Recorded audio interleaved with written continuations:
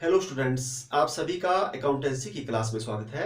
आज के इस पार्ट में हम डिस्कस करेंगे accounting entries on issue of share. तो आइए स्टार्ट करते हैं। अकाउंटिंग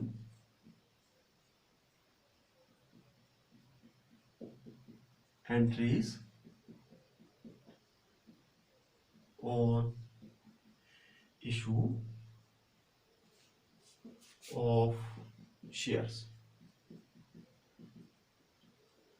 अंशों के निर्गमन पर लेखांकन प्रविष्टियां। तो कितनी प्रविष्टियां होती हैं? फर्स्ट होती है एंट्री एप्लीकेशन रिसीव्ड की।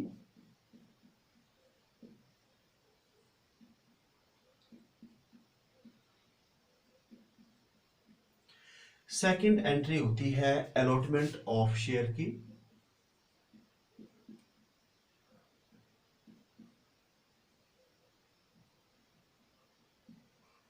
एंड थर्ड एंट्री होती है मेकिंग कॉल्स की,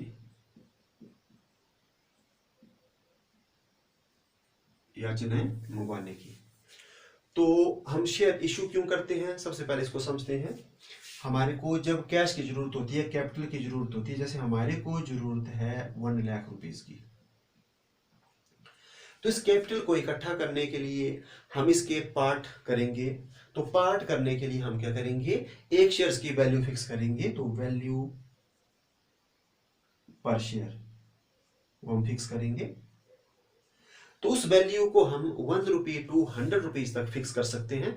इसको फिक्स करते हैं जो बोर्ड ऑफ डायरेक्टर होते हैं, वो फिक्स करते हैं। तो हमने ऐसा माना कि हमने ₹10 जो है एक शेयर्स की वैल्यू डिसाइड कर ली। तो ये जो 10 रुपीज है, इसको हम फेस वैल्यू ऑफ शेयर भी बोलते हैं। फेस वैल्यू ऑफ शेयर, अंश का अंकित मूल्य 10 रुपया। अब हम जो पूंजी है 1 लाख रुपया, जितनी की हमारे को रिक्वायरमेंट है, उसको हम डिवाइड करेंगे इस वैल्यू से। तो जितने पार्ट बन करके आएंगे 10,000 पार्ट्स, इनको हम कहते हैं शेयर्स। और कंपनी क्या करती है, जब प्रोस्पेक्टस इशू करती है तो उसमें इशू करती है कितने शेयर्स? 10,000 शेयर्स वो इशू किए, और at the rate of ₹10 each, ऐसे जो इशू करते हैं। अब काफी इंपॉर्टेंट बात है कि जो फेस वैल्यू ऑफ शेयर जो है, जो हमने रखी हुई है ₹10, तो इस 10 रुपीज को वो इकट्ठा नहीं ले लेती है शुरू में ही कि एप्लीकेशन के साथ ही मंगवा लिया। ठीक है, तो उस 10 रुपीज में कुछ पैसा मांगती है वो एप्लीकेशन के साथ, कुछ अलॉटमेंट के साथ, कुछ कॉल्स के साथ। तो कितना कितना पैसा मांगती है? वो मांगती है अपनी रिक्वायरमेंट के हिसाब से, जितनी उसको जरूरत है उतना पैसा ही क्या करती है, वो मांगती है। अगर ज्यादा पैसा मांग ले, सारे का सारा इकट्ठा मांग ले, क्योंकि इस पैसे की जरूरत पड़ेगी कंपनी को ड्यूरिंग द ईयर, पूरी साल जो है इसकी जरूरत पड़ेगी। तो एकदम इकट्ठे नहीं पड़ जाएगी, थोड़ा थोड़ा करके पड़ेगी। तो जितनी कंपनी की रिक्वायरमेंट होती है उतना मांगती है ये। अगर इकट्ठा ही मांग लें तो कंपनी के पास बहुत सारी कैपिटल आ जाएगी और उसका प्रॉपर तरीके से यूटिलाइजेशन ही होगा। ठीक है, क्योंकि जितनी जरूरत है उतनी तो यूटिलाइजेशन हो रही है, और जितनी नहीं होगी वो आ जाएगी तो उसका यूटिलाइजेशन नहीं होगा। जब यूटिलाइजेशन नहीं होगा तो उस स्थिति को बोलते हैं हम ओवर कैपिटलाइजेशन। ठीक है, तो उस दशा में क्या करना पड़ेगा कि कंपनी को डिविडेंड पे करना पड़ेगा, और कंपनी ने कैपिटल यूज नहीं किया और डिविडेंड क्या करने पे, इसलिए कंपनी को क्या होगा, नुकसान। तो इसलिए कंपनी क्या करती है, अपनी रिक्वायरमेंट के हिसाब से क्या करती रहती है, वो जो कैपिटल है उसको मंगवाती रहती है, जो फेस वैल्यू है। तो कुछ मंगवाती है एप्लीकेशन, कुछ अलॉटमेंट एंड कुछ कॉल्स के साथ। तो मैं बताता हूं कि अब एप्लीकेशन क्या क्या रूल है। एप्लीकेशन, तो एप्लीकेशन के रूल हैं कि जो फेस वैल्यू है, अब मैं शॉर्टकट लिखूंगा, फेस वैल्यू का मिनिमम 25% ये मंगवाना क्या होता है, जरूरी। मिनिमम 25%। तो फेस वैल्यू हमने कितनी रखी हुई है, 10 रुपीज रखी हुई है। तो इसका जब हम 25% निकालेंगे तो ये आ जाएगा ₹2.50। तो आपको कम से कम ₹2.50 इसके साथ एप्लीकेशन के साथ क्या करना पड़ेगा, मंगवाना पड़ेगा। लेकिन अभी आपको जरूरत कितने रुपीज की है, आपको जैसे ₹4 की जरूरत है तो आप 4 भी मंगवा सकते हैं, 3 भी मंगवा सकते हैं, लेकिन आप ₹2 नहीं मंगवा सकते। क्यों? क्योंकि आपको कम से कम 25% का करना पड़ेगा, मंगवाना पड़ेगा। तो हमने ऐसा माना कि हमारे को ₹4 की जरूरत है, तो हमने एप्लीकेशन के साथ कितना मंगवा लिया, ₹4। तो हम लिख देंगे कि एप्लीकेशन के साथ हमने 10,000 इशू किए और 10 का ईच है, लेकिन आपने हमारे को कितना करना है पे, अभी ₹4 पे करना है। तो हमने एप्लीकेशन के साथ मंगा लिया ₹4। ठीक है। तो फिर जब हम क्या करते हैं, अब अलॉटमेंट करते हैं। तो अलॉटमेंट कब करते हैं, अब इसके बारे में समझा देता हूं आपको, एप्लीकेशन के बारे में बताया। तो अलॉटमेंट हम तभी करते हैं जब हमारे को मिनिमम सब्सक्रिप्शन रिसीव्ड हो जाती है।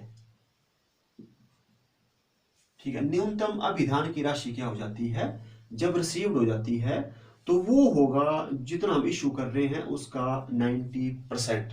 तो कम से कम हमारे को उसका 90% क्या हो जाना चाहिए, प्राप्त हो जाना चाहिए। ठीक है, तब हम क्या कर सकते हैं, शेयर अलॉटमेंट कर सकते हैं, अदरवाइज नहीं। ठीक है, तो देखो जैसे हमने 10,000 शेयर जो है इशू किए हुए हैं, और हम अभी कितना मांग रहे हैं, ₹4 के हिसाब से। तो हमारे पास कितना आ जाना चाहिए, जैसे वैसे तो 40,000 हमने मांगा हुआ है, अभी 40,000 का हमारे पास कितना परसेंट, 90%। तो 90% कितना हो गया, 36,000। तो 36,000 तक हमारे को रिसीव हो जाना चाहिए। अगर हमारे को 35 रिसीव हुआ तो हम क्या कर सकते हैं, अलॉटमेंट नहीं कर सकते। अगर हमारे को 36 या उससे ज्यादा हो गया तो हम क्या कर देंगे, अलॉटमेंट कर देंगे। तो सेबी की क्या गाइडलाइन है, security exchange board of India की, कि मिनिमम सब्सक्रिप्शन जो है आपको कम से कम जो आप इशू करें उसका 90% तक क्या हो जाना चाहिए, रिसीव हो जाना चाहिए। ठीक है, तो ये न्यूनतम अभिधान क्या होता है, तो न्यूनतम अभिधान एक ऐसी अमाउंट होता है, ऐसी राशि होती है जो कंपनी को चलाने के लिए क्या होती है, बड़ी जरूरी होती है। अगर ये प्राप्त ना हो, कंपनी इसको प्राप्त करने में असमर्थ होगी, जैसे 35 रिसीव हुआ, तो कंपनी को जो certificate of commencement of business है वो नहीं मिलेगा, कंपनी अपना व्यवसाय को नहीं चला सकती। तो इसका यूज कहाँ कहाँ होता है वो आपको बता देता हूँ। तो इस राशि का जो ये मंगवाते हैं, इसका यूज होता है सबसे पहले जो आपका प्रिलिमिनरी एक्सपेंसेस होते हैं उनको राइट ऑफ करने के लिए। तो ये भी काफी इंपॉर्टेंट बात है, जो आपके प्रिलिमिनरी एक्सपेंसेस होते हैं जिनको हम हिंदी में कहते हैं प्रारंभिक व्यय। तो ये क्या होते हैं, इसके बारे में भी आपको बताता हूँ। तो ऐसे वे जो कंपनी की स्थापना करते वक्त जो है होते हैं, ठीक है, जैसे हम कंपनी की कर रहे हैं स्थापना, तो स्थापना करने के लिए हमारे को प्रोस्पेक्टस बनाना पड़ रहा है, उसके ऊपर जो हमने खर्च किया। हम जो है अंडरराइटर को कमीशन दे रहे हैं, जो एजेंट हैं उनको हम जैसे ब्रोकरेज वगैरह दे रहे हैं, या हम स्टेशनरी ले रहे हैं, या हम स्टाम्प जो पेपर वगैरह वो ले रहे हैं। तो जितने भी हमारे खर्चे हुए, ठीक है, कंपनी की स्थापना करने के लिए, उन सब को बोलते हैं हम प्रिलिमिनरी एक्सपेंसेस, प्रारंभिक व्यय, जो कंपनी की स्थापना करने के लिए किए जाते हैं। ठीक है, तो हम क्या करेंगे, ये जो पैसा हमारे पास आएगा मिनिमम सब्सक्रिप्शंस, तो सबसे पहले इन खर्चों की क्या करेंगे, हम पेमेंट करेंगे। इसके साथ साथ जो कंपनी को चलाने के लिए अगर हमारे को मशीनरी की जरूरत है, मटेरियल की जरूरत है, तो इस पैसे से भी क्या करेंगे, हम उसको खरीदेंगे। तो अगर ये 90% मिनिमम 90% तक रिसीव नहीं होता है तो कंपनी अलॉट नहीं करती है, क्योंकि कंपनी को फिर रन करना क्या हो जाता है, मुश्किल। तो आपको बता दिया कि अलॉटमेंट कब होता है, जब मिनिमम सब्सक्रिप्शन 90% हमारे को रिसीव हो जाती है। ठीक है, तब हम अलॉटमेंट कर देंगे, फिर कुछ पैसा किसके साथ मांग देंगे, अलॉटमेंट के साथ। तो जैसे हमने मांग लिया ₹2, अभी हमारे को ₹2 की जरूरत है, 4 हमने मांग लिया, 2 हम मांगेंगे। तो सारे का सारा कितना हो गया, 4 और 2 हो गया 6, और बाकी जो पैसा बचता है, जैसे बाकी कितना बच गया, ₹4, तो इसको हम कॉल्स के साथ मंगवाते हैं। तो कॉल्स जो है वो एक भी हो सकती हैं, या हम 2 कॉलों में मंगा सकते हैं, या 3 कॉलों में मंगा सकते हैं, वो कंपनी के ऊपर डिपेंड है। ठीक है, कि कैसे उसने मंगवाना है। तो एक कॉल में भी सारे का सारा मंगवाया जा सकता है, 2 भी, 3 में भी। तो कॉल के भी अब क्या है, रूल हैं, इसको भी मैं मतलब आपको बताता हूँ। तो कॉल के क्या रूल हैं, तो कॉल जो है, कॉल का जो अमाउंट है जो हम मंगवा रहे हैं एक कॉल का, वो मैक्सिमम फेस वैल्यू का मैक्सिमम 25% होना चाहिए, अधिकतम कितना, 25%। जैसे हमने शेयर्स की वैल्यू कितनी रखी हुई है, 10, फेस वैल्यू 10 है। तो जब हम 10 को मल्टीप्लाई करेंगे उसका 25% निकालेंगे तो 25% हमारे पास कितना आ गया, ₹2.50। तो हम जो है कॉल, एक कॉल कितने रख सकते हैं, ₹2.50 हम रख सकते हैं। कितने रख सकते हैं, ₹2.50। और इसको हम ₹3 नहीं रख सकते क्योंकि मैक्सिमम है इतना। लेकिन हम क्या कर सकते हैं, हम ₹2 रख सकते हैं। कितना रख सकते हैं, ₹2। ठीक है, तो हम क्या कर सकते हैं कि जैसे हमने फर्स्ट कॉल कर दी ₹2 की, एंड सेकंड कॉल कर दी ₹2 की, और हमारे पास क्या हो गया, ये ₹4 आ गया। या हम ऐसा कर सकते हैं कि हमने फर्स्ट कॉल रखी ₹2 की, एंड सेकंड रख दी हमने ₹1 की, एंड जो फाइनल है उसको भी हमने कितना रख दिया, ₹1 का। हम ऐसा भी मंगवा सकते हैं। लेकिन हम क्या कर सकते हैं, ₹3 नहीं रख सकते हैं। ठीक है, तो आपको बताया, तो मैक्सिमम कितना है, 25%। और यहाँ पर मैंने आपको क्या बता दिया था, यहाँ पर आपको कम से कम 25% मंगाना पड़ेगा, और ज्यादा आपकी इच्छा है जितना मंगवा सकते हैं, जितनी रिक्वायरमेंट है। तो आपको एक ये भी बताया, और एक इंपॉर्टेंट हो गई बात ये। और दूसरी इंपॉर्टेंट बात ऐसा है कि जब किसी शेयर होल्डर ने कॉल की पेमेंट करनी है, ठीक है, जैसे उसकी कॉल ड्यू हो गई, तो उसको पेमेंट करने से 14 डेज पहले क्या हो जाना चाहिए, उसकी इन्फॉर्मेशन मिल जानी चाहिए। एक रूल ये है, ठीक है, जैसे मैं शेयर होल्डर हूं तो मेरे को इन्फॉर्मेशन जो कॉल की पेमेंट करने की कितने दिन पहले मिल जानी चाहिए, 14 डेज हो जानी चाहिए, 14 डेज पहले, बिफोर। और इसके बाद जब हम 2 कॉलें जो है मंगवाते हैं, जैसे फर्स्ट कॉल मंगवाया हमने, उसके बाद सेकंड कॉल करेंगे, तो उसमें कम से कम 1 मंथ, 1 महीने का भी क्या होना चाहिए, अंतराल होना चाहिए। कितने महीने का, 1 महीने का अंतराल, इतना कर गैप होना चाहिए। तो आपको मैंने कुछ क्या किए, रूल बताए, किसके, एप्लीकेशन के, अलॉटमेंट के एंड कॉल्स के।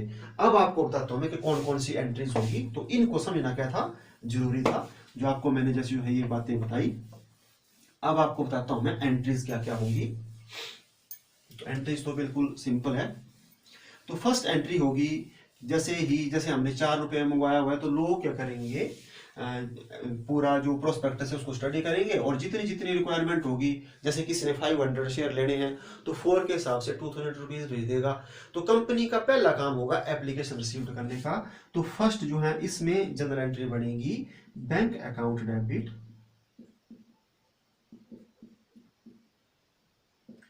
To share application account.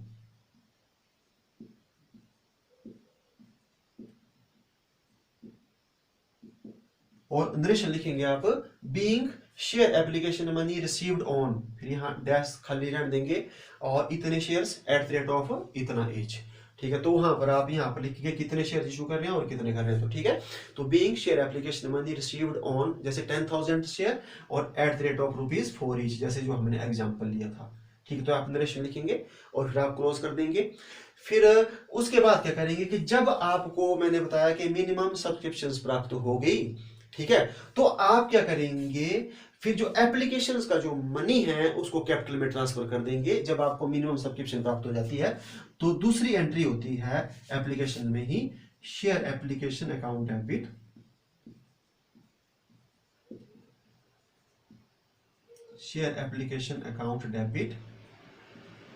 To share capital account. ठीक है, being share application money transfer to share capital, क्योंकि जब मिनिमम सब्सक्रिप्शन हमारे को मिल गई तो हम एप्लीकेशन का मनी कहां ट्रांसफर कर देंगे, कैपिटल में। क्योंकि ये जो एप्लीकेशन है ये भी किसका पार्ट है, कैपिटल का, क्योंकि हमने ₹10 लेने हैं तो हमारे पास ₹4 के हिसाब से आ गया है, तो कैपिटल का ही क्या है, पार्ट, तो हम इसको कैपिटल में क्या कर देंगे, ट्रांसफर।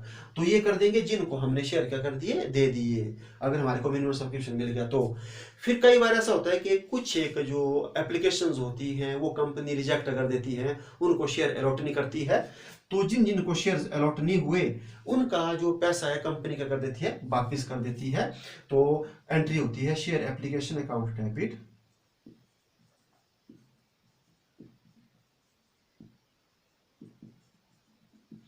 जिनको क्या किए, शेयर अलॉट नहीं किए, टू बैंक अकाउंट। तो ये बनती है। और अगर जो है कंपनी को मिनिमम सब्सक्रिप्शन रिसीव ना हो, ठीक है, तो जो सब्सक्रिप्शन है वो क्लोज हो जाती है 30 दिनों के अंदर अंदर। जैसे हमने फर्स्ट आज जो है इशू किए शेयर्स, ठीक है ना, जो निर्गम की जो तिथि थी वो हमारी फर्स्ट थी, तो हम कितने डेज तक, 30 डेज तक वो जो है हम शेयर्स को इशू करेंगे, उसके बाद क्लोज कर देंगे। और फिर क्लोज करने के बाद अगर हमारे को मिनिमम सब्सक्रिप्शन जो है प्राप्त नहीं हुआ है तो हमारे को क्या करना पड़ता है, फिर वो अमाउंट उसके बाद नेक्स्ट 15 डेज के अंदर अंदर क्या करना पड़ता है, रिफंड करना पड़ता है। और अगर हम 15 दिनों के अंदर अंदर उनको रिफंड नहीं करते हैं, फिर उसके बाद नेक्स्ट जितने भी डेज होंगे उन पे हमारे को 15% पर एनम के हिसाब से क्या करना पड़ता है, इंटरेस्ट पे करना पड़ता है। इसके बारे में डिटेल में मैंने पिछले जो वीडियो थे उसमें आपको बता दिया, ठीक है। तो ये एंट्री बन गई एप्लीकेशन में 3। तो पहली एंट्री बन गई जितना हमारे पास पैसा आया वो, तो bank account debit to share application. इस पैसे को हम तब तक खर्च नहीं करते जब तक अलॉटमेंट नहीं होते, तो ये सारे का सारा किसी शेड्यूल बैंक में क्या हो जाता है, जमा। फिर उसके बाद जब हमारे को मिनिमम सब्सक्रिप्शन मिल गया तो फिर हम क्या करेंगे, जो एप्लीकेशन का जो मनी है उसको ट्रांसफर कर देंगे कैपिटल में, क्योंकि एप्लीकेशन जो है वो कैपिटल का ही क्या एक पार्ट है। उसके बाद जिन जिन को हमने जो है अलॉट नहीं किए शेयर, उनका पैसा हम क्या कर देंगे वापिस, तो share application account debit to bank. तो ये 3 एंट्री होगी एप्लीकेशन की। और उसके बाद फिर जब हमारे को जरूरत होती है, जब हम अलॉट करते हैं, तो हम जो है फिर अलॉटमेंट ड्यू की एंट्री करते हैं। तो ड्यू की एंट्री बनती है अलॉटमेंट की, share allotment account debit, share allotment account debit to share capital account. ये होगी ड्यू की। हम इंटीमेशन दे देंगे शेयर होल्डर को कि आप जो हैं हमारी कंपनी के शेयर होल्डर बन गए, अब आपने क्या करना है, इतने दिनों के अंदर अंदर क्या कर देना है, आपने अलॉटमेंट का पैसा भेजना है। फिर उनको इंटीमेशन मिल जाएगी और वो क्या करेंगे, वो जो कैश है उसकी व्यवस्था करेंगे और कंपनी को कैश भेजेंगे। तो अगली जो एंट्री करेगी ड्यू के बाद वो करेगी कंपनी रिसीव की, रिसीव किसकी, अलॉटमेंट। तो एंट्री बनेगी bank account debit to share allotment account, ये एंट्री होगी। और इन मेंशंस क्या होगी, being share allotment money due on, जितने शेयर्स हैं उनकी संख्या लिखेंगे, और एट द रेट ऑफ जितना अलॉटमेंट का मनी है उतना लिखेंगे, और ईच। और रिसीव में लिखेंगे बीइंग शेयर, जो अलॉटमेंट मनी रिसीव्ड ऑन, जितने शेयर्स के ऊपर मिली है वो, और एट द रेट ऑफ कितना रुपीस था वो लिखेंगे, और ये होगी नरेशन। उसके बाद फिर हम कॉल मंगवाएंगे, ठीक है। तो कॉल की एंट्री होगी पहले ड्यू की, हम उनको बोलेंगे कि आपकी कॉल ड्यू होगी है, तो एंट्री होगी share call account debit to share capital account. और फिर उसके बाद उनको इंफॉर्मेशन मिलेगी तो पैसा भेजेंगे, तो अगली एंट्री कर देंगे रिसीव की, कॉल के रिसीव की। तो जब रिसीव होगी तो बैंक जो है रिसीवर हो जाएगा, तो bank account debit to share call account. तो अगर फर्स्ट कॉल है तो फर्स्ट कॉल अकाउंट लिखेंगे, ठीक है, ड्यू बी रिसीव भी। अगर सेकंड कॉल करें तो सेकंड भी हम लिखेंगे ऊपर नीचे, और फाइनल करें तो फाइनल भी। अगर एक ही कॉल हो रही है तो फर्स्ट एंड फाइनल कॉल। तो ड्यू की यही एंट्री होगी। तो जो भी ड्यू होता है वो डेबिट और कैपिटल क्रेडिट, और जब रिसीव होगा तो बैंक हो जाएगा डेबिट, और जिसका पैसा आ रहा है वो क्रेडिट, ठीक है। तो आज के इस पार्ट में हमने क्या सीख लिया, हमने सीख लिया accounting entries on issue of shares. तो आज के इस पार्ट में बस इतना ही, अब मिलते हैं हम नेक्स्ट पार्ट में। Thank you.